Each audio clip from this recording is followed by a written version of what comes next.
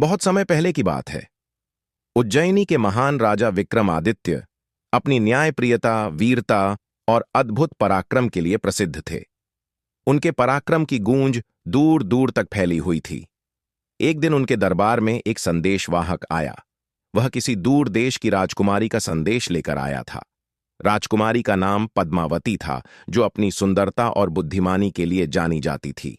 उसने विक्रमादित्य के पराक्रम और वीरता के किस्से सुने थे, परंतु वह यह देखना चाहती थी कि क्या वास्तव में विक्रमादित्य इतने महान हैं। उसने संदेश भिजवाया, यदि तुम सच में वीर और महान योद्धा हो तो 5 मिट्टी की हांडियां अपने सिर पर रखकर मेरे महल तक 5 कोस पैदल चलकर आओ। यदि तुम यह कर सको तो मैं तुमसे विवाह करूंगी, लेकिन ध्यान रहे, अगर एक भी हांडी टूटी या गिरी तो मैं तुम्हारा अपमान करूंगी और विवाह का प्रस्ताव अस्वीकार कर दूंगी। राजा विक्रमादित्य को यह चुनौती स्वीकार थी। उन्होंने सोचा, यह केवल एक परीक्षा नहीं, बल्कि मेरे धैर्य, शक्ति और संतुलन की कसौटी है। उन्होंने यह संदेश स्वीकार किया और तैयारियों में जुट गए। अगले दिन भोर होते ही विक्रमादित्य ने 5 मिट्टी की हांडियों को अपने सिर पर संतुलित किया। हांडियां एक के ऊपर एक रखी गई थीं, जिससे संतुलन बनाए रखना अत्यंत कठिन था, लेकिन विक्रमादित्य के चेहरे पर आत्मविश्वास झलक रहा था। वह महल से चल पड़े। रास्ता लंबा और कठिन था। पत्थरीली राह, कंटीली झाड़ियां और उबड़-खाबड़ जमीन उनकी परीक्षा ले रही थी। रास्ते में कई बार हवा के झोंके आए, जिससे हांडियां डगमगाईं, लेकिन विक्रमादित्य ने अपने संतुलन और संयम को नहीं खोया।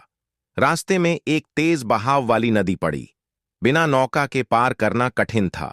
सिर पर हांडियां और हाथ खाली, फिर भी राजा ने हिम्मत नहीं हारी। उन्होंने धीरे धीरे पानी में कदम रखा और सावधानी पूर्वक आगे बढ़ने लगे। जल प्रवाह तेज था, लेकिन उनके संतुलन और साहस ने उन्हें डगमगाने नहीं दिया। कुछ दूर चलने के बाद सूर्य तेज चमकने लगा। गर्मी बढ़ती जा रही थी, लेकिन विक्रमादित्य ने अपनी एकाग्रता नहीं छोड़ी। उनका ध्यान केवल मंजिल और अपने वचन पर था। पसीने से लथपथ, लेकिन कदम आगे बढ़ते रह आगे चलकर एक व्यापारी मिला, जिसने राजा को देखकर कहा, हे राजन, तुमने यह हांडियां क्यों उठा रखी हैं? क्या कोई दांव खेल रहे हो? आओ, मेरे पास आराम करो, मैं तुम्हें ठंडा शरबत पिलाऊंगा। विक्रमादित्य ने शांतिपूर्वक कहा, नहीं मित्र, मैं अपने वचन का पालन कर रहा हूं। जब तक मंजिल तक नहीं पहुंचूंगा, विश्राम नहीं करूंगा। अंत में 5 कोस की दूरी पूरी करके विक्रमादित्य राजकुमारी के महल के द्वार पर पहुंचे।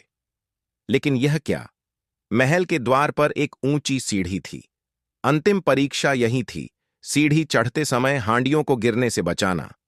राजा ने गहरी सांस ली और धीरे धीरे एक एक कदम ऊपर चढ़ने लगे।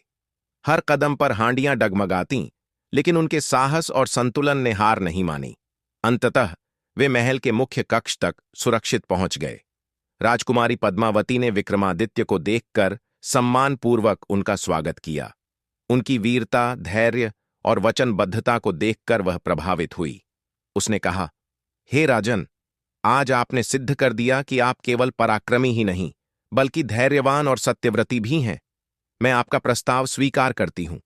उसके बाद दोनों का विवाह धूमधाम से संपन्न हुआ और यह कथा एक आदर्श बन गई। सच्चे साहस और धैर्य के प्रतीक मैं विक्रमादित्य आपसे कहता हूं, मेरे संघर्ष के लिए सब्सक्राइब करें।